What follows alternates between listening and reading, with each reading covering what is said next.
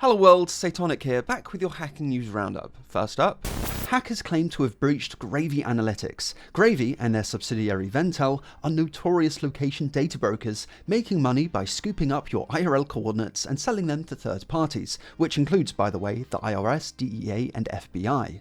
After the hackers announced the breach on the Russian cybercrime forum XSS, they posted 1.4 gigabytes of sampled data, which OSINT analysts were of course quick to jump on. The dataset includes millions of data points in Russia, the US and Europe, but before you ask, none from Epstein Island. None of these data points are tied to the personal details of the users behind them, but data points are tied to an advertising ID, which uniquely identifies a certain device and can be used to track exactly where that device has been. And let's be honest, de-anonymizing someone based on their exact movements isn't exactly rocket science. Also revealed in the sample data is exactly where all this data comes from. OSINT analysts extracted from the data a list of over 12,000 apps, including Tinder, Call of Duty Mobile, Fruit Ninja. But it's not quite as simple as these apps are just all evil and selling your location data to Gravy, because companies like Gravy often exploit the real-time bidding process that takes place when an app is about to serve you an ad. Data brokers listen in on this process and are able to grab data about a device and its location without actually even placing a bid. It's pretty sinister and all done without the app in question explicitly handing the data over to Gravy. Whilst the hackers released only about a gigabyte of sample data, they claim to have exfiltrated over 10 terabytes, posting on hacked Gravy-owned domains that the company had 24 hours to respond before they'd leak it all. And then something happened. The hackers temporarily hid the thread on XSS before deleting it entirely, leading to speculation that Gravy might have actually reached out to the hackers and come to some kind of an agreement, potentially including a bunch of crypto. Who knows? Next up, Telegram has started snitching on its users en masse. Their new transparency report shows that for the whole of last year, in responding to law enforcement requests, Telegram disclosed the IP addresses and phone numbers of over 2,200 users. This is a humongous increase, and if we break that number down, you can see that the vast majority of these disclosures came in the last few months of the year. Prior to that, there were only 108 disclosures for the entire year up to Q3. Whilst these numbers are only for the US, it's exactly the same story across many different countries. Whilst Telegram used to be a playground for internet anarchists and, by extension, cybercriminals, that all changed after the arrest of their CEO in August. French authorities alleged that Telegram just wasn't willing to cooperate in investigations of child abuse material and drug trafficking. Now, to what extent that's true will play out in court, but there's zero doubt that up until then it had been notoriously hard for law enforcement to request user data from the platform.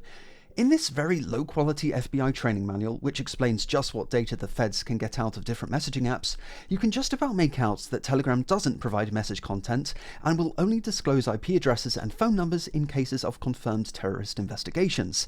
But just weeks after Pavel Durov's arrest, Telegram caved to pressure and changed their privacy policy from only disclosing the details of terror suspects to now including any and all criminal activities which violate their terms of service.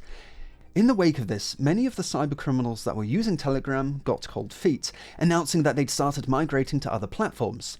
Threat intelligence company Keller published a report on this last month, and they'd observed huge spikes in cybercriminals switching to Signal. But when you overlay the numbers of cybercriminals still using Telegram, you see just how insignificant the Signal spike really is. It barely even registers on the chart. Turns out, old habits die hard, and whilst many cybercriminal groups had pledged to ditch Telegram, this didn't really happen. Probably for the simple reason that it's just really hard to migrate an audience from one platform to another. But here's the thing, Telegram only provides quarterly transparency reports, so the cyber bad guys who stuck with Telegram had no idea that their new policy wasn't just words, but they were actually implementing it. But now the numbers are out, so maybe its users will think again.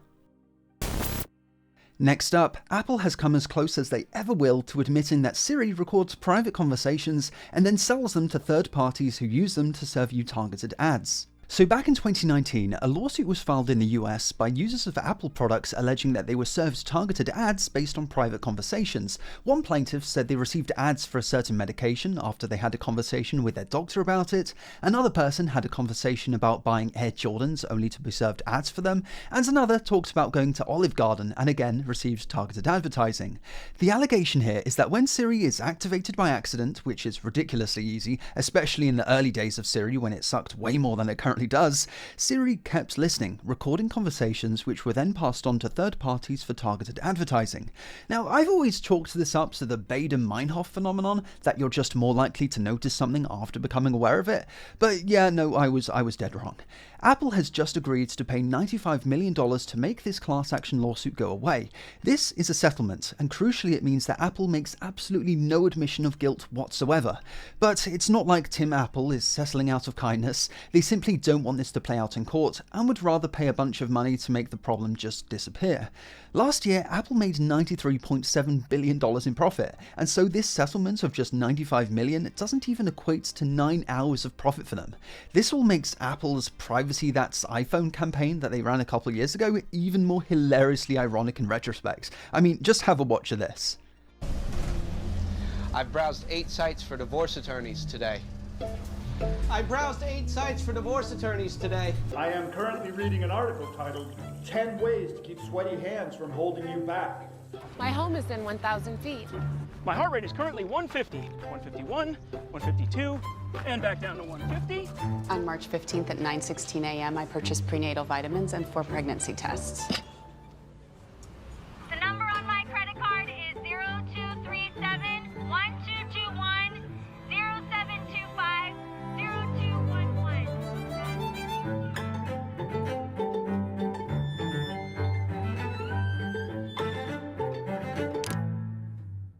But as it happens, Siri was listening all along. So how can you get in on the payout?